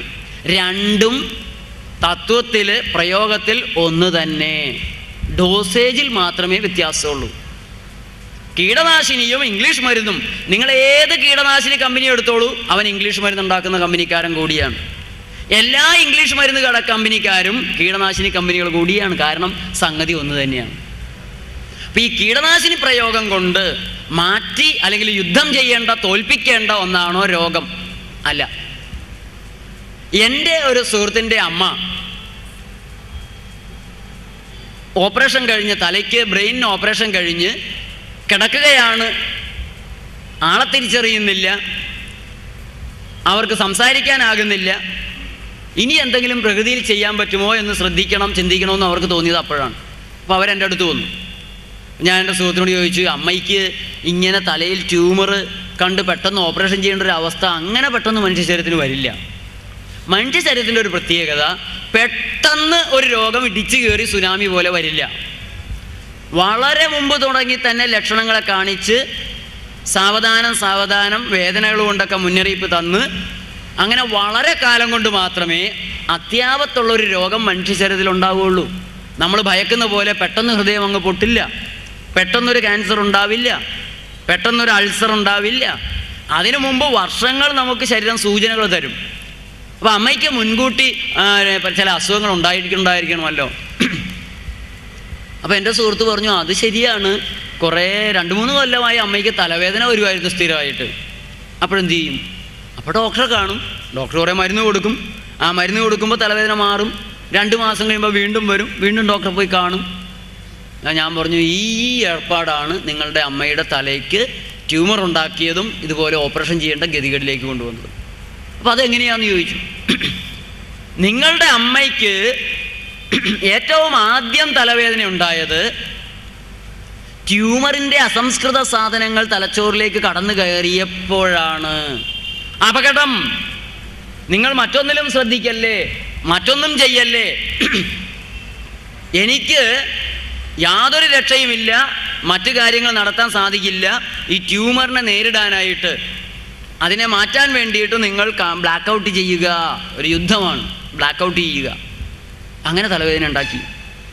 ആ തലവേദനയുടെ സമയത്ത് തലവേദനയാണ് തെറ്റെന്ന് ധരിച്ച് നിങ്ങൾ പോയി മരുന്ന് മേടിച്ച് കഴിച്ചു. തലവേദന മാറി, നിങ്ങൾക്ക് സന്തോഷമായി, ഡോക്ടർക്കും സന്തോഷമായി, ട്യൂമറിന് അതിലേറെ സന്തോഷമായി. അതവിടെ ഇരുന്നങ്ങ് ഫോം ചെയ്യാൻ തുടങ്ങി. മരുന്നിൻ്റെ വീര്യം കഴിഞ്ഞപ്പോൾ ശരീരം വീണ്ടും തലവേദന വരുത്തി. അപ്പോൾ വീണ്ടും മരുന്ന് കഴിച്ചു. വീണ്ടും ശരീരം പാടുപെട്ട് തലവേദന ഉണ്ടാക്കി. അപ്പോൾ നിങ്ങൾ ഇരട്ടി മരുന്നെടുത്ത് കഴിച്ചു. 2-3 കൊല്ലം നിങ്ങൾ ശരീരത്തെ തോപ്പിച്ചു. ഒടുവിലെന്തുണ്ടായി? ഏത് മരുന്ന് കഴിച്ചിട്ടും തലവേദന മാറാതാകുമ്പോൾ ഡോക്ടർ പറഞ്ഞു, നിങ്ങൾ അമൃതയിൽ പോയിക്കോളൂ, സ്കാൻ ചെയ്തോളൂ. അവിടെ ചെന്ന് സ്കാൻ ചെയ്ത് കഴിഞ്ഞപ്പോൾ തലച്ചോറിനുള്ളിൽ ട്യൂമർ ആധിപത്യം സ്ഥാപിച്ചിരിക്കുന്നു. ഇമ്മീഡിയറ്റായിട്ട് സർജറി ചെയ്ത് ട്യൂമർ മാറ്റിയില്ലെങ്കിൽ ആൾ മരിക്കും. 80,000 കെട്ടാൻ പറഞ്ഞു. അവർ കെട്ടി. സർജറി വിജയകരമായി പൂർത്തിയായി. പക്ഷെ രോഗി ഇങ്ങനെയുമായി. 3 മാസത്തോളം പ്രകൃതി ചെയ്ത് വളരെ അവർ ഇമ്പ്രൂവ് ചെയ്തു. പക്ഷെ ഇവിടെ നമ്മൾ മനസ്സിലാക്കേണ്ട ഒരു കാര്യം, ഈ ട്യൂമർ എന്നുള്ളത് തലവേദനയ്ക്ക് നടത്തിയ ചികിത്സയുടെ ഭാഗമാണ്. തലവേദനയ്ക്ക് ചികിത്സിച്ച് ഉണ്ടാക്കിയെടുത്തൊരു രോഗമാണ് ഈ ട്യൂമർ. ഇതുപോലെയാണ് നമ്മൾ മഹാരോഗങ്ങൾ ഉണ്ടാക്കിയെടുക്കുന്നത്. നമ്മൾ ചെയ്യുന്ന ചെറിയ രോഗങ്ങളുടെ ചികിത്സയാണ് മഹാരോഗങ്ങളായി നമ്മളുടെ ഉള്ളിലേക്ക് നമ്മെ തിരിച്ചടിക്കുന്നത്. അപ്പോൾ ശരീരത്തിലൊരു രോഗമുണ്ടായാൽ ആ രോഗത്തെ വിജയിപ്പിക്കുകയാണ്, ആ രോഗത്തെ വന്ദിക്കുകയാണ് വേണ്ടത്. അതിലൂടെ ശരീരം കമ്മ്യൂണിക്കേറ്റ് ചെയ്യുന്നത്, നിങ്ങളോട് സംസാരിക്കാൻ ആഗ്രഹിക്കുന്നത് എന്താണ്, അത് മനസ്സിലാക്കാതെ ഏതൊക്കെയോ അന്താരാഷ്ട്ര മരുന്ന് കമ്പനികൾ മുൻകൂട്ടി ഉണ്ടാക്കി വച്ചിട്ടുള്ള മരുന്നുകളെടുത്ത് ശരീരത്തിലേക്ക് പ്രവേശിപ്പിക്കുമ്പോൾ ശരീരം അതിനെതിരെ പ്രതികരിക്കുകയാണ്. ആ ഭാഗവും അടുത്ത ദിവസം പറയാം. അപ്പോൾ രോഗങ്ങൾ ഉണ്ടാകുന്നത് നമ്മുടെ ശരീരത്തിൽ അടിഞ്ഞുകൂടിയിട്ടുള്ള മാലിന്യങ്ങളെ കളയാൻ വേണ്ടി നടത്തുന്ന അസാധാരണ ശുദ്ധീകരണ പ്രക്രിയകളാണ് നമ്മൾ പലപ്പോഴും രോഗങ്ങളായി തെറ്റിദ്ധരിച്ച് അടിച്ചമർത്തുന്നത്. അതിനപ്പുറത്തേക്ക് അടിച്ചമർത്തപ്പെടുന്ന അഴുക്ക് വയറ്റിൽ കിടന്നാണെങ്കിൽ അത് അസിഡിറ്റി ആയിട്ട് വന്നാൽ അതിന് പിന്നെ മരുന്നില്ല. അത് കുറേ നാൾ മരുന്ന് കഴിച്ചു നോക്കാം, പിന്നെ മൂർച്ച കളയണമെന്ന് പറയും. ഏത് അവയവത്തിൽ വയറിളക്കം മരുന്ന് ചെയ്ത് നിർത്തി ഇളകിപ്പോകേണ്ട മാലിന്യങ്ങൾ എവിടെ പോയി കുന്നുകൂടുന്നുവോ, ഏത് അവയവത്തിൽ പോയി കുന്നുകൂടുന്നുവോ ആ അവയവം ക്ഷീണിക്കാൻ തുടങ്ങുന്നു, മന്ദിക്കാൻ തുടങ്ങുന്നു, പ്രവർത്തിക്കാൻ കഴിയാതെ തളരുന്നു, തകരുന്നു. ഇതിൻ്റെ ലക്ഷണങ്ങളെയാണ് നമ്മൾ പലപ്പോഴും രോഗങ്ങളായി കണ്ട് ആ ലക്ഷണം മാറാനാണ് നമ്മൾ ചികിത്സ ചെയ്യുക. എന്താണ് ഈ അവയവത്തിന് സംഭവിച്ചിരിക്കുന്നത്? എന്താണ് ഈ ശരീരത്തിലെ കോശങ്ങൾക്ക് സംഭവിച്ചിട്ടുള്ളത്? ഈ കോശങ്ങളിലേക്ക് ഒഴുകിക്കൊണ്ടിരിക്കുന്ന നദി, രക്തപ്രവാഹം മലിനീകരിക്കപ്പെട്ടിട്ടുണ്ടോ എന്നൊക്കെ അടിസ്ഥാനപരമായി ചിന്തിക്കാൻ നമ്മൾ തയ്യാറാകാത്തതിൻ്റെ ഫലമായിട്ടാണ് നമുക്ക് രോഗങ്ങൾ ഉണ്ടാകുന്നത്. ഇങ്ങനെയല്ലാതെ രോഗങ്ങൾ നമുക്കുണ്ടാകുന്നില്ല. റോഡപകടമോ പാമ്പ് കടിയോ നായയുടെ കടിയോ പോലുള്ള ദുരന്തങ്ങളിൽ ഇത് ഒരുപക്ഷെ പാലിക്കപ്പെടുന്നില്ലായിരിക്കാം. പക്ഷെ രോഗങ്ങൾ നമുക്കുണ്ടാകുന്നത് നമ്മൾ നമ്മുടെ ശരീരത്തിൻ്റെ സാധാരണ ശുദ്ധീകരണ പ്രക്രിയയെയും അസാധാരണ ശുദ്ധീകരണ പ്രക്രിയയെയും തടഞ്ഞ്, അത് മരുന്നുപയോഗിച്ച് മാത്രമാകണമെന്നില്ല, നമ്മൾ ആ സമയത്ത് കഠിനാധ്വാനം ചെയ്യുകയാണെങ്കിൽ അത് തടസ്സപ്പെട്ടു പോകും. നമ്മൾ മരുന്ന് കഴിക്കുകയാണെങ്കിൽ അത് തടസ്സപ്പെട്ടു പോകും. അതുപോലെ തന്നെ നമ്മൾ ആഹാരം കഴിക്കുകയാണെങ്കിൽ, ആഹാരം കഴിക്കുക, കഠിനാധ്വാനം ചെയ്യുക, മരുന്ന് കഴിക്കുക, ഈ 3 രീതികളിലൂടെയാണ് ശരീരം ഒരുക്കിക്കൊണ്ടുവരുന്ന അസാധാരണ ശുദ്ധീകരണ പ്രക്രിയയെ നമുക്ക് തടയാൻ സാധിക്കുക. അപ്പോൾ ഈ ഒരു ഭാഗം മനസ്സിലാക്കി രോഗങ്ങൾ മാറ്റാൻ സ്വാഭാവികമായ ശുദ്ധീകരണ പ്രക്രിയയെ ഉന്മേഷപ്പെടുത്തുകയാണ്, ശക്തിപ്പെടുത്തുകയാണ് നമ്മൾ ചെയ്യേണ്ടത്. അതെങ്ങനെയാണെന്ന് ചോദിച്ചാൽ ആദ്യം ശ്വസനത്തിൽ നിന്ന് തുടങ്ങണം. ആരോഗ്യം വേണമെന്നുള്ളവർ ഇന്ന് ശ്വസിക്കുന്ന ഈ അപര്യാപ്തമായ ശ്വസന രീതി മാറ്റി ശരിയായ ശ്വസനത്തിലേക്ക് വരണം. എന്താണ് ഇന്നത്തെ ശ്വസനം?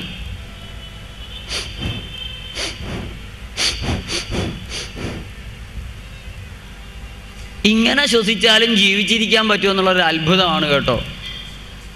പണ്ട് കാലങ്ങളിൽ മനുഷ്യർ നന്നായി നടക്കുകയും ഓടുകയും ചാടുകയും ഭാരം ചുമക്കുകയും നീന്തുകയും ഒക്കെ ചെയ്യപ്പോൾ അവർ നന്നായിട്ട് ശ്വസിക്കുന്ന നല്ലൊരു സമയം ഉണ്ടായിരുന്നു. അവരധ്വാനിക്കുകയായിരുന്നു. ഇന്ന് നമുക്ക് അധ്വാനമില്ല, നടപ്പില്ല. അങ്ങനെ നമ്മുടെ ശ്വസനം എന്നുള്ളത് നമ്മുടെ ശരീരത്തിലുള്ള 100 ട്രില്യൺ കോശങ്ങളിലേക്കും ഓക്സിജനെ കൊടുക്കാൻ കഴിയാത്ത, ഓക്സിജൻ സപ്ലൈ സാധിക്കാത്ത ഉപരിപ്ലവമായ നാമമാത്രമായ ഒരു ഏർപ്പാടാണ് നമ്മുടെ ശ്വസനം. ഇങ്ങനെ ശ്വസിക്കുന്ന ആർക്കും തന്നെ ആരോഗ്യം ഉണ്ടാകുക സാധ്യമല്ല. ശരിയായ ശ്വസനം, അത് ശ്വാസകോശം അറിഞ്ഞ് ശ്വസിക്കാൻ പറ്റണം. ഒരു ദിവസം 1 മണിക്കൂർ 2 മണിക്കൂറെങ്കിലും ശ്വാസകോശം അറിഞ്ഞ് ശരിയായി ശ്വസിച്ച് അഴുക്ക് പുറത്തു പോകാനും അതുപോലെ തന്നെ തിരിച്ച് അശുദ്ധമായി കയറാനും നമുക്ക് സാധിക്കുന്നില്ല എങ്കിൽ നമുക്ക് ആരോഗ്യത്തോടെ ജീവിക്കാൻ സാധിക്കില്ല. ഈ തൊണ്ടയും ഈ അതും അല്ലെങ്കിൽ എനിക്കത് കൃത്യമായിട്ട് കാണിക്കാമായിരുന്നു. അതിൻ്റെ ഒരു തലം നിങ്ങളുടെ ചിന്തയ്ക്ക് വേണ്ടി ഞാൻ ചെറുതായി ഒന്ന് കാണിക്കാം. അത്ര ശരിയാവുമെന്ന് എനിക്ക് തോന്നണില്ല. എന്നാൽ പോലും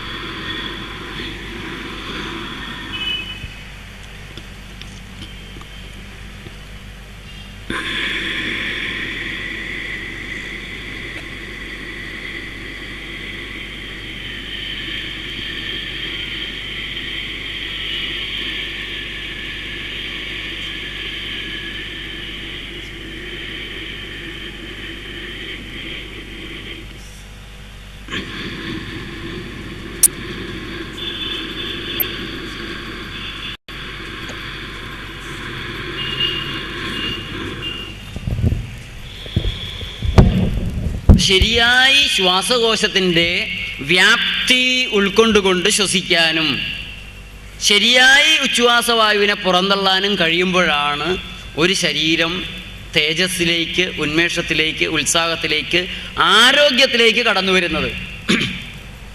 ഇതിൽ നല്ലൊരു ശതമാനം ആളുകൾക്കും പ്രാണായാമം അറിയാമായിരിക്കാം. ഒരാഴ്ച ഈ 2 വിരലുകളും മടക്കി ചുണ്ടിന് താഴെ വെച്ച് ഇതുകൊണ്ട് വലത്തെ മൂക്കൊന്ന് അടച്ച്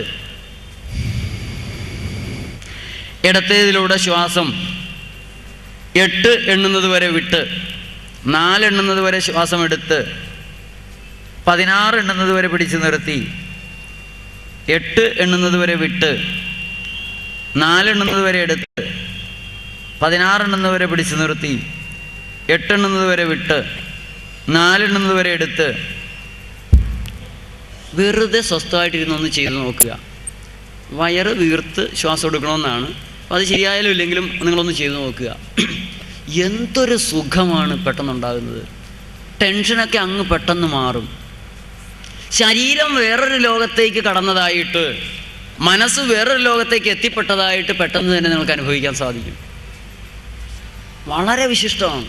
അപ്പോൾ ശരിയായൊരു ശ്വസനം ശീലിച്ചെടുക്കുക എന്നുള്ളതാണ് രോഗങ്ങൾ മാറാൻ ആദ്യം ചെയ്യേണ്ടത്. രോഗങ്ങൾ മാറാൻ രണ്ടാമത് ചെയ്യേണ്ടത് നല്ല വെള്ളം കുടിക്കാൻ തുടങ്ങുക. പച്ചവെള്ളം കുടിക്കരുത്, അതിൽ മുഴുവൻ അണുക്കളാണ്. തിളപ്പിച്ചാറ്റിയ വെള്ളമാണ് നല്ല വെള്ളം, അതാണ് കുടിക്കേണ്ടതെന്ന് ശാസ്ത്രം പറയും. ആ ശാസ്ത്രത്തോട് തിരിഞ്ഞു നിന്ന് ചോദിക്കണം. ഒരു ഗ്ലാസ് വെള്ളമെടുത്ത് അതിലെ രോഗാണുക്കളായിട്ടുള്ള അല്ലെങ്കിൽ അണുക്കളായിട്ടുള്ള ഏകകോശ ജീവികളെ തിളപ്പിച്ച് കൊല്ലുമ്പോൾ അതിൻ്റെ ശവം എവിടെ പോകും? ആ ശവത്തെ മുഴുവൻ കൂടെ കുടിക്കുന്നതാണോ ശുദ്ധജലം? ഇതാണോ ശുദ്ധ ആരോഗ്യത്തിൻ്റെ ശാസ്ത്രീയമായ പാനീയം? ഏകകോശ ജീവിക്കും ജഡമുണ്ടല്ലോ. അപ്പോൾ പച്ച വെള്ളം കുടിക്കണം. ഈ പ്രപഞ്ചത്തിലുള്ള ലക്ഷക്കണക്കിന് ജീവിവർഗങ്ങളിൽ ചൂടുവെള്ളം കുടിക്കുന്ന ഒരേ ഒരു ജീവിയേ ഉള്ളൂ, അത് മനുഷ്യൻ മാത്രമാണ്. വേറെ ഒരു ജീവിയും ചൂടുവെള്ളം കുടിക്കുന്നില്ല. ഈ പ്രപഞ്ചത്തിലുള്ള മറ്റെല്ലാ ജീവികളും കണ്ണീ കണ്ട വെള്ളം കുടിക്കുന്നു, അവയ്ക്ക് ആരോഗ്യത്തിന് പ്രശ്നം ഉണ്ടാകുന്നില്ല. പശു പുല്ല് തിന്നുന്നു, കണ്ണും അകത്തേക്ക് പോകുന്നുണ്ടാകും, അഴുക്ക് വെള്ളവും കുടിക്കും, അതിനൊന്നും ഒരു കുഴപ്പമില്ല. മനുഷ്യന് മാത്രം എന്താണ് ഈ കുഴപ്പം? ഇനി തിളപ്പിച്ചാറ്റിയ വെള്ളം കുടിക്കുന്നവർ രക്ഷപ്പെടുന്നുണ്ടോ? എവിടെ ലൈഫ് ബോയ് ഉണ്ടോ അവിടെ ആരോഗ്യം ഉണ്ടെന്ന് പറഞ്ഞ് തുടങ്ങിയിട്ട് എത്രയോ ടൺ ലൈഫ് ബോയ് നമ്മൾ തിന്നു, എന്നിട്ട് ആരോഗ്യം കിട്ടിയില്ല. ഇവരുടെ ഈ കള്ളപ്പരസ്യം, ശാസ്ത്രത്തിൻ്റെ പിൻബലമുള്ള അകമ്പടിയോടെയുള്ള പരസ്യങ്ങൾ കണ്ട് നാം ആരോഗ്യത്തിന് വേണ്ടി എന്തെല്ലാം ചെയ്തു, കൂടുതൽ അപകടത്തിലാകുന്നതല്ലാതെ രക്ഷപ്പെടുന്നില്ല.